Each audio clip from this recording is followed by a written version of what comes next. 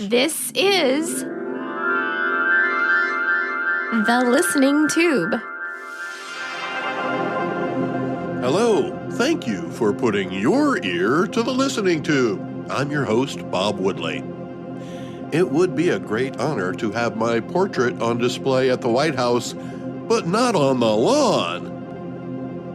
On this episode, we'll hear about a London Molly house, Veterans Day, and the CIA chief who went missing, and how President Trump is playing the opposition like a fiddle. But first, Not the headlines. I just read a story about how the mainstream media is concerned about the intrusion of independent reporters of the White House press briefings. There was a time when a select few administrators got to choose who was allowed in. The Trump administration changed that. Not drastically. All of the same people are allowed in, but the Trump team added room for people like myself to ask a question or two the legacy media might not think to ask or don't want to ask.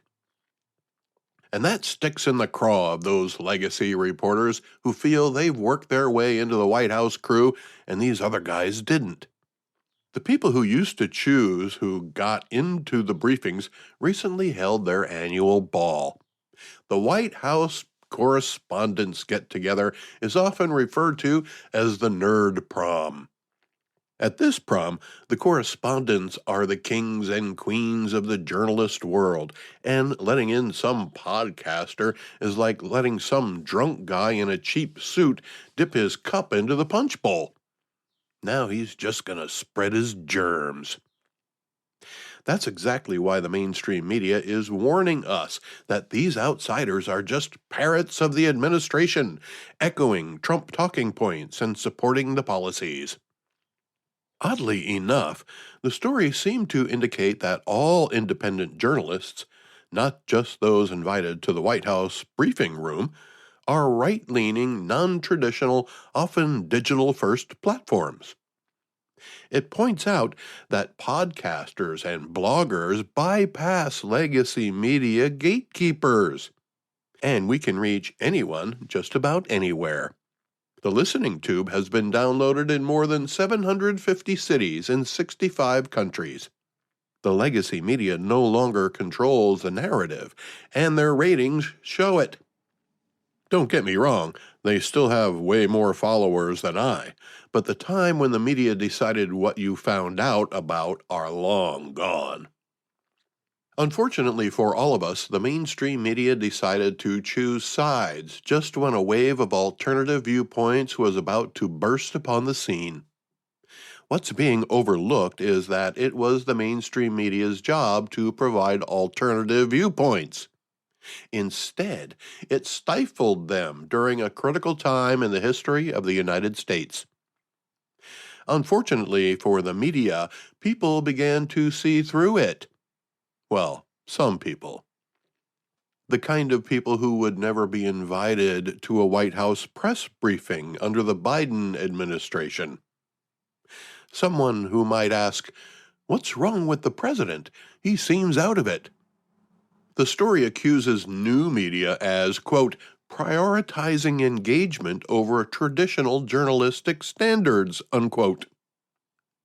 Sounds like somebody's jealous. Has the mainstream media reduced itself to a competition for the most likes? Well, maybe the legacy media would be doing better if they had stuck to those traditional journalistic standards they accuse independent voices of minimizing at the expense of engagement.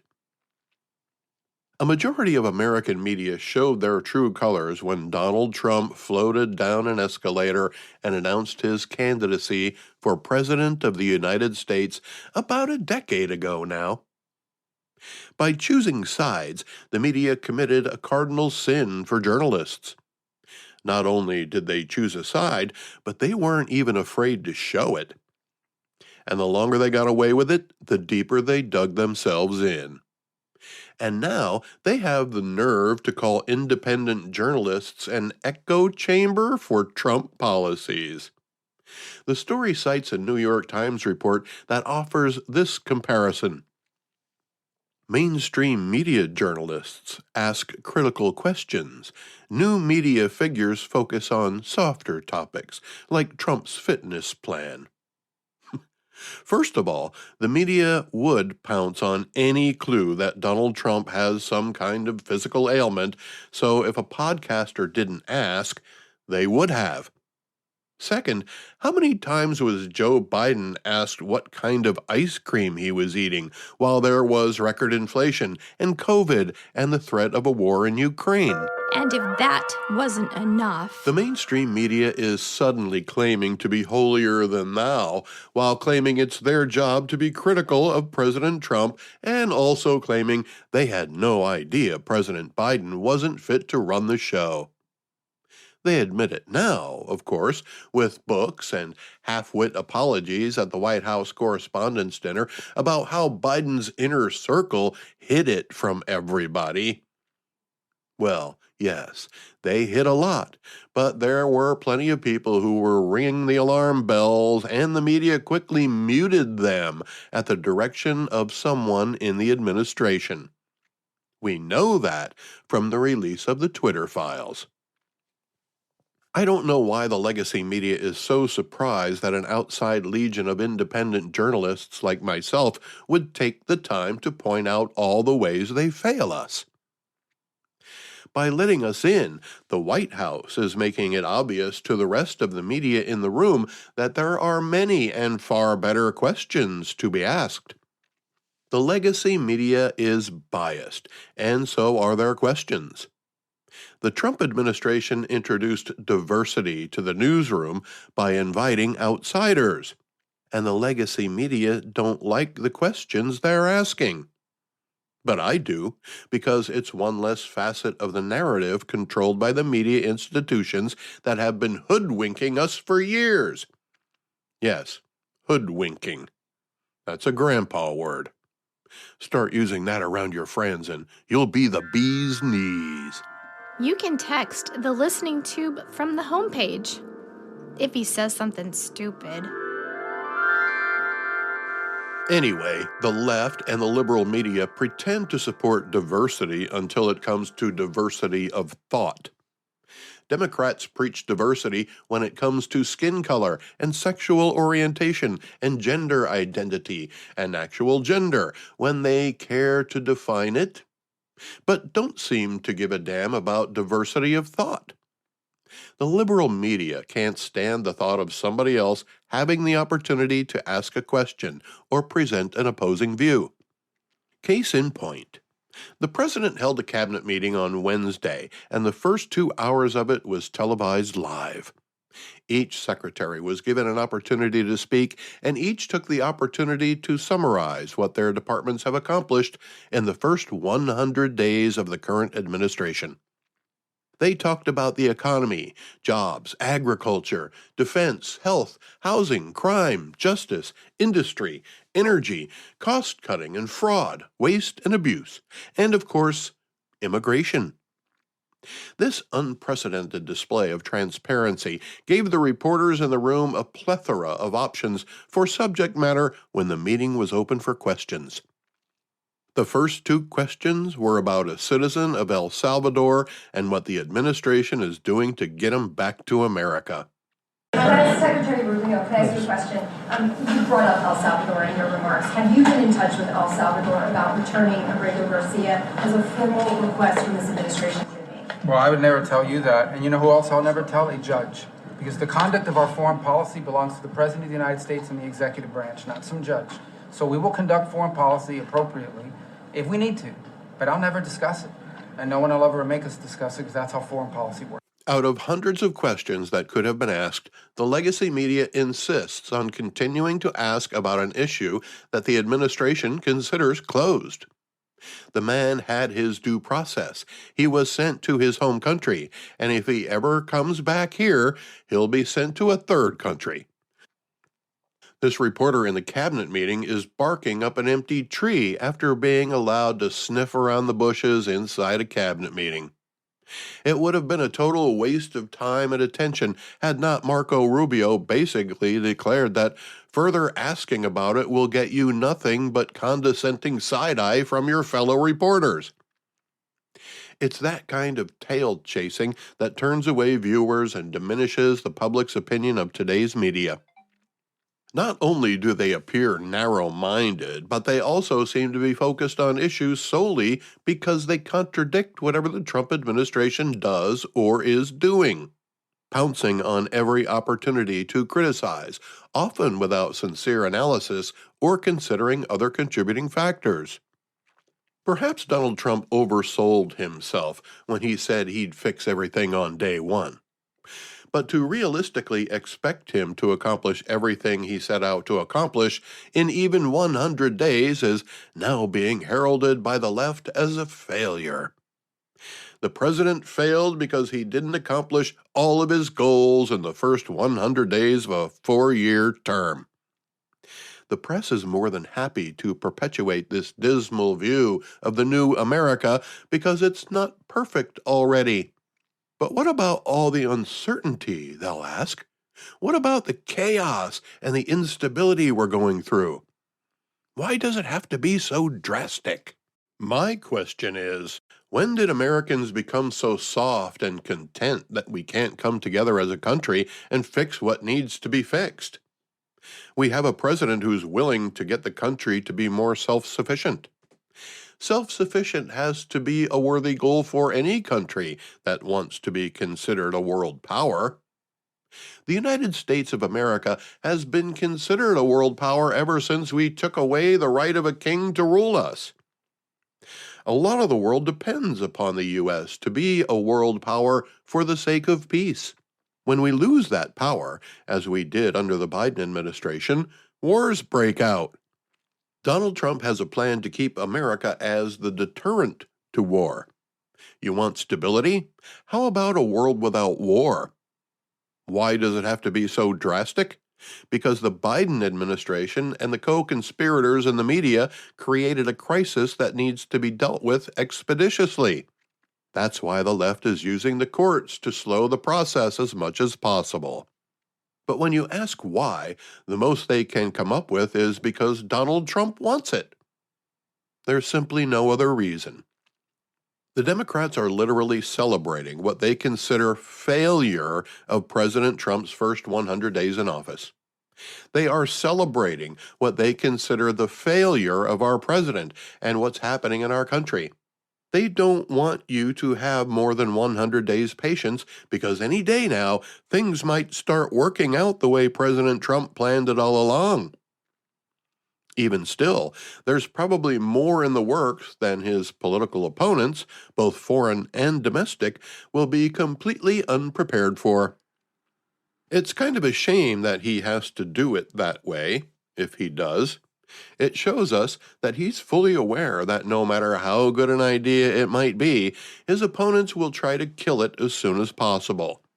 Giving them a heads up will only provide an opportunity for finding ways to prolong implementation, as is the left's MO. One thing we might see moving forward is President Trump using the so-called new media to announce policy statements, letting the legacy media find out at the same time everybody else does. Now that I think about it, Mr. President, if you ever want to make an announcement on the listening tube, I will be more than happy to release a special episode. I know it might be a challenge for you, but it would be great if you could keep it under 40 minutes. Let's go back through the listening tube for this week in history. The 1700s. This week in 1726, 3 men who were arrested during a raid on Mother Clapp's Molly House in London meet their fate. Back then, a Molly House was a slang term for a place where homosexual men would congregate and meet each other. All of them were underground clubs, as a certain aspect of homosexuality was punishable by fines, jail time, or even death. But Mother Clap's place was special, as she took great care to serve the men who came there. One way she did that was to have every room in the house include a bed. But a February raid on the house led to 40 arrests. 3 of them are hanged at Tyburn for sodomy. As for Mother Clap herself, she was fined, ordered to stand in the pillory, where she was pelted by mobs of people, then carried off to serve 2 years' imprisonment. It's thought, however, that she died within a day or two of the pillory. Today, not only is homosexuality legal in much of the world, but you might also have an advantage if you're well hung. The 1800s. This week in 1882, the United States Congress passes the Chinese Exclusion Act. President Chester A. Arthur would sign it, prohibiting Chinese laborers from coming to America for 10 years. And for Chinese already in the country, they were no longer eligible to become U.S. citizens. There was a lot more racism than there is today. Groups of people stayed together in neighborhoods that became places like Little Italy or Chinatown. But the Irish and the Chinese were most often maligned as much as they were exploited for their labor. The Chinese were singled out with this act, and it was extended for another 10 years. Then 10 years after that, it was made permanent. That was 1902, if you didn't do the math. The Chinese Exclusion Act would remain in place until 1943, when the law was changed to allow 105 Chinese immigrants to the U.S. a year. In the 4 years of the Biden administration, more than 176,000 Chinese, mostly military-age men, entered the country illegally. That's 44,000 a year. The cap of 105 a year was repealed in 1952.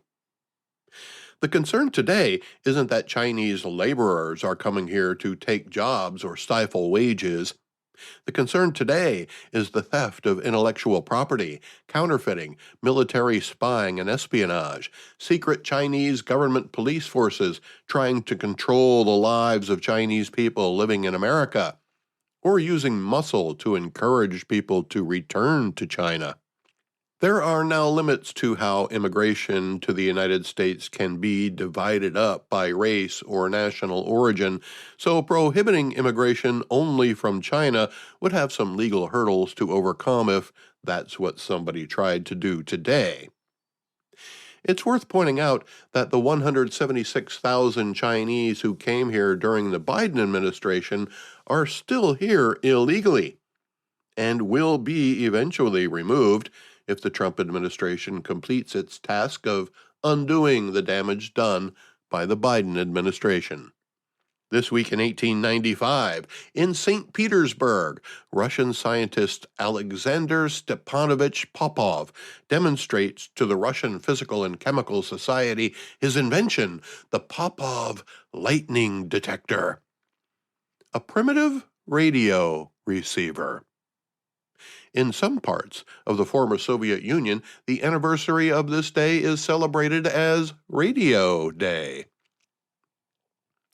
Less than 25 years later, radio stations started popping up all over the United States and elsewhere. In the United States today, after more than 100 years, radio is America's #1 mass-reach media. More people listen to the radio than watch TV or use their cell phones. A growing number of people are using their cell phones to listen to the radio. The 1900s. This week in 1919, Edward George Honey first proposes the idea of a moment of silence to commemorate the armistice of World War I, which later results in the creation of Remembrance Day. In the United States, it was called Armistice Day, and since 1954 is now Veterans Day. President Trump caused a bit of a stir lately when he floated the idea of turning Veterans Day back to its roots by calling it Victory Day for World War I. Well, according to a story by Chuck Samples of KVOE News in Emporia, Kansas, local veterans weren't too keen on the idea, especially since Emporia is where Veterans Day was first celebrated, a year before it became official.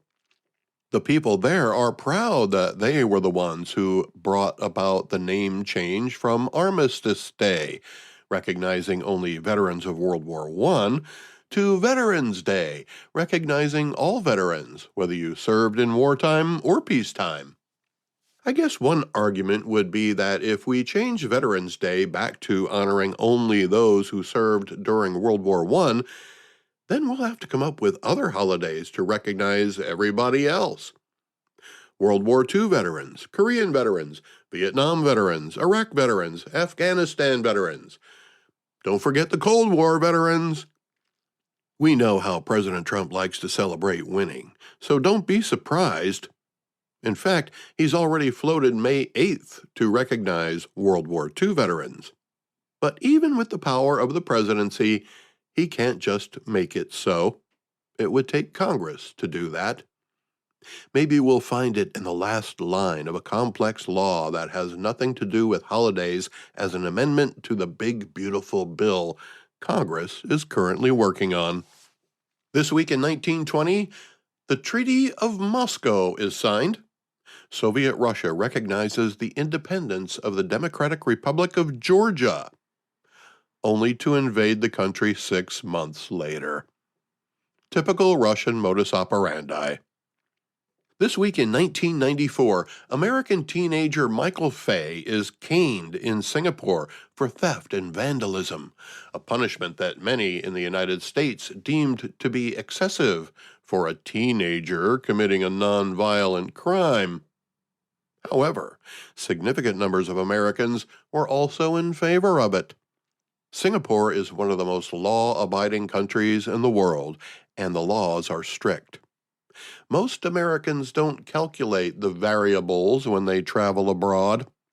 Americans have a much different view of law and justice than just about anywhere else in the world.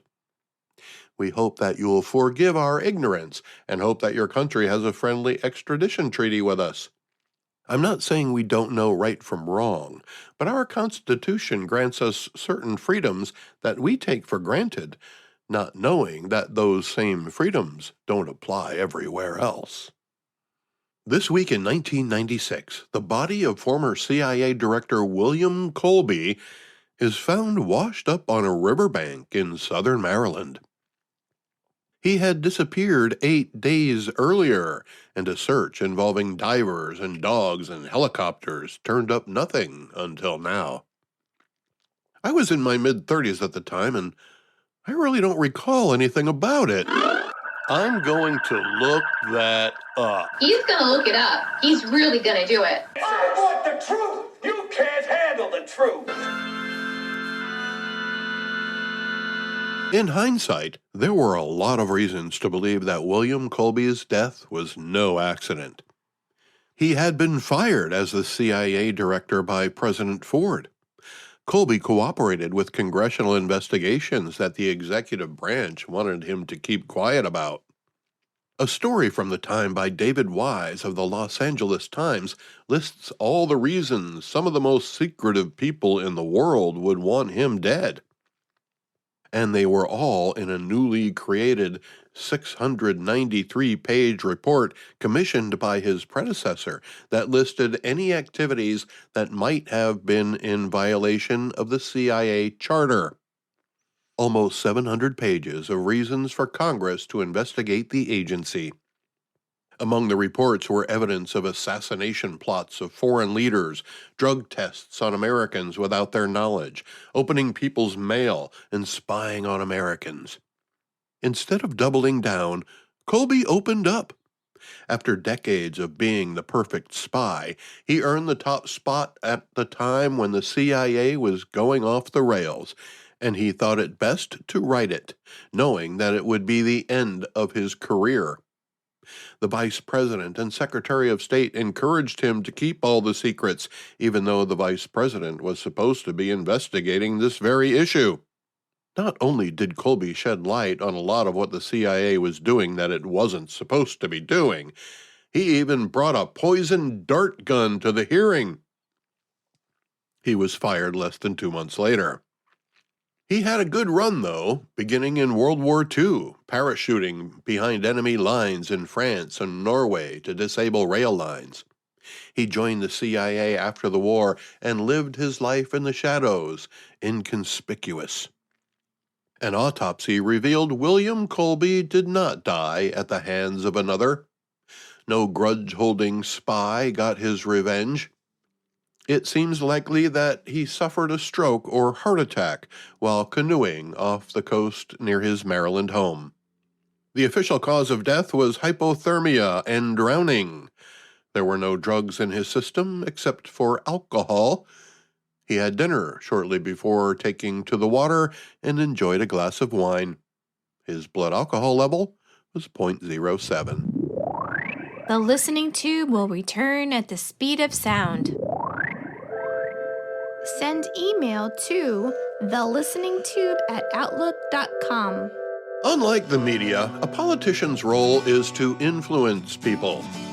You have to get the electorate to think that you have good ideas, or at least that your ideas are better than the other guy's ideas. That's why politicians hold rallies, where they tout their objectives and how they'll get there and how it will benefit the citizens. Vote for me and ABC will lead to XYZ as long as we stay the course and lean into the headwinds or sacrifice a little now for a better outcome later. Messaging is certainly an important part of the attempt to influence, so that what you say and what you show can mean the difference between success and failure. But just like in a symphony, the parts where the musician rests is just as important as when the musician plays. Sometimes the best way to contribute is to sit there and be quiet. Just ask the lady who plays the harp, or the guy who plays the triangle. As it turns out, written into the composition of the Trump administration was a crescendo and a rest with the announcement that Mike Waltz was relieved of his duties as the White House security advisor. Not just him, but several of his staff. Just a day after the president had him at the table of his cabinet meeting, word spread quickly, as did all the opinions of why Mike Waltz was put out to pasture.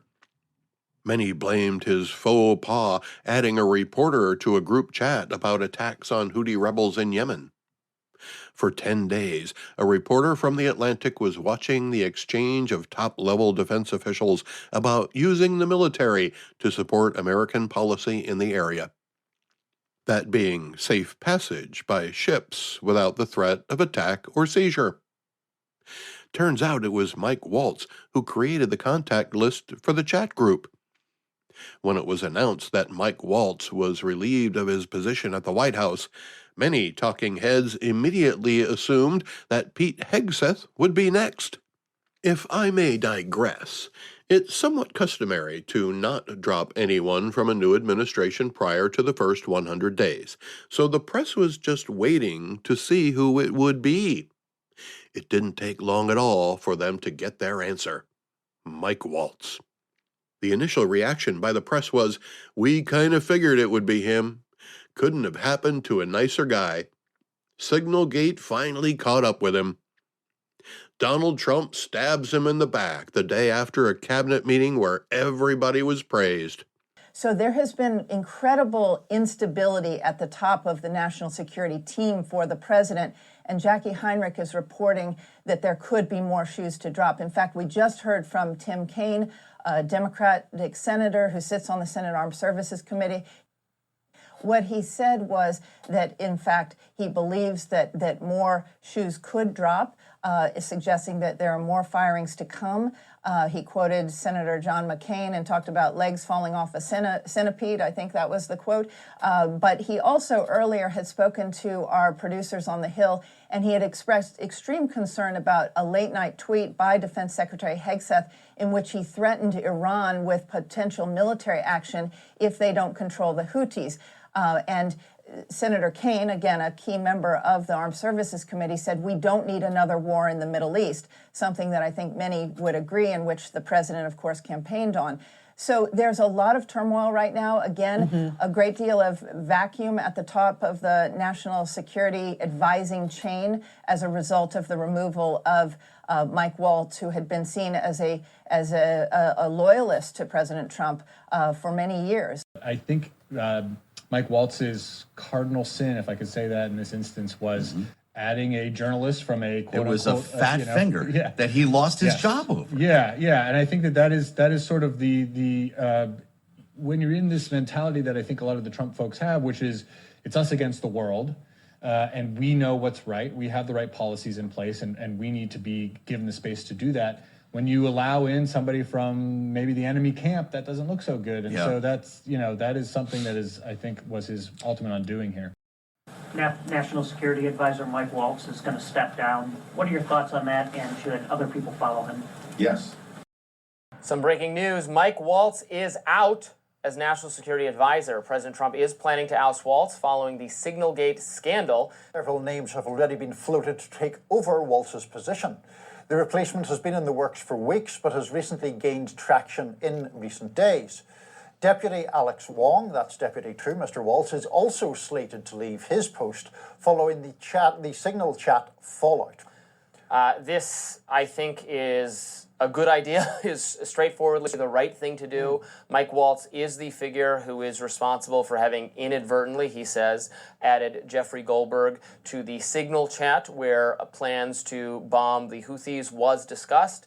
It is notable because there was actually a difference of opinion between Vice President J.D. Vance and Defense Secretary Pete Hegseth about the wisdom of doing this at the time they did it. It became a big national story because Jeffrey Goldberg is the editor-in-chief of The Atlantic. Mike Waltz is the one who caused that. He says it was a mistake. Me and some other people on the right who are anti-interventionist, who like the Libertarian Populist Foreign Policy Alliance, myself, Sagar and Jetty, Amber Duke, who hosts a show often with you on Fridays, have all been not pleased that it seemed Mike Waltz was hanging on, as he is also a figure from the Cheney era, more inclined, I think, toward a pro-intervention foreign policy. A lot of people who are more in my way of thinking have exited the Pentagon in recent weeks. This national security establishment is an abject failure, beginning with Hegseth. My hope is that Trump is not scapegoating Waltz and that he identifies where the weaknesses really are with the Secretary of Defense and other members of this security establishment. Mike Waltz has served our country in many ways, first in uniform, then in the United States Congress, and most recently as National Security Advisor. Nothing's confirmed until President Trump confirms it, but if ultimately this is the president's decision, it's important that the president has a team that he has full faith in a period of time when we have such a dangerous world with a hostile Russia, challenges with communist China, threats against our ally Israel. And so at the end of the day, it's important that the president is surrounded by advisors that he has full faith and confidence in. Well, I think the president is getting rid of Mike Waltz, is protecting Hegseth, and I think what it's going to do is continue the upheavals that are continuing to occur within the Pentagon right now. The DOD, we are hearing from people are scared to do their jobs. People are concerned to share classified information. They even went so far as to predict that Pete Hegseth would be next. The Trump security team is falling apart. We're all doomed because Donald Trump is in charge instead of Joe Biden or Kamala Harris. Signalgate proves we're vulnerable, and Mike Waltz and Pete Hegseth are the two people putting us in danger. Meanwhile, the Trump administration remained silent. They gave Democrats and left-wing media about 5 or 6 hours to put their foot in their mouths. By now you might be thinking, what are you talking about, Bob? Well, after announcing that one of the most controversial members of the president's team has been relieved of his duties, and letting all the talking heads on TV spout all the reasons they agree that Mike should be fired, the president announces that Mike Waltz is now the nominee for the U.S. ambassador to the United Nations. So while the president rested, he let the other members of the orchestra play on. What they revealed is their predisposition to assuming the worst possible scenario. President Trump sat quietly by while his opposition rambles on about how Mike Waltz deserved to go and how Pete Hegseth should be next. He let the media bare their claws and show everyone how willing they are to point out how wrong President Trump was about Mike and Pete. And now he has to take responsibility for putting our country in danger by appointing people so inadequate. He gave the Democrats and the media just enough rope to hang themselves. He could have stretched this out for 2 or 3 days, but he doesn't want to waste a lot of time on proving his opposition will overreact to any perceived mistake. I would imagine President Trump was in a meeting where they discussed the strategy, and he said, "We'll make the first announcement, wait 5 hours, then make the next announcement. That will give the press and the Democrats enough time to make fools of themselves." And they did. They pulled out every nasty adjective they could to describe Mike Waltz, and then President Trump nominates him for UN ambassador. As my old friend Kathy used to say, psych! That was back in the 80s, but it still applies. Regardless, President Trump has figured out how to conduct an orchestra on a worldwide scale. He's got the fiddles playing his tune in Ukraine and in national security. The bass line is solid with the border, the percussion is striking the right notes in Yemen, and nobody can say that the Trump orchestra is lacking any brass. Donald Trump is not only conducting the orchestra, he's also plucking the strings. You're free to interpret that as either good or bad. But the guy's got vision, and he's quick to adapt. But with Donald Trump, much of what we interpret as adaptation may have been planned in advance. That's why his opposition should probably take a breath before jumping to conclusions based on day-to-day events. Or, in the case of Mike Waltz, hour-to-hour events. Donald Trump has mastered the art of giving the Democrats just enough rope to hang themselves, and it's the media that's tying the knot. The Democrats are so desperate to show their opposition to the president that they pounce on any opportunity they think they have, and the press is so opposed to the president that they quickly go about finding a politician who's found a way to make an argument, whether or not it's a coherent argument. And Donald Trump showed us just how structured the opposition is with his Mike Waltz maneuver. A maneuver that I'm sure was no accident. The only way he could have made the Democrats look more foolish is if he had made the Mike Waltz announcements in a signal chat group that included all the networks, along with CNN and all the newspapers like the New York Times and the Washington Post, or given them a day or two to dig deeper holes for themselves. But he did demonstrate his ability to drive the narrative despite the headwinds of being President Trump. The sad part is the media has already demonstrated that they have no desire to become objective again, no matter how many times they fail us, the citizens of the United States of America. The Listening Tube is written and produced by yours truly. Copyright 2025. Thank you for putting your ear to the Listening Tube. Support the show or text me from the homepage at thelisteningtube.buzzsprout.com. I'm your host, Bob Woodley, for Thou ad infinitum.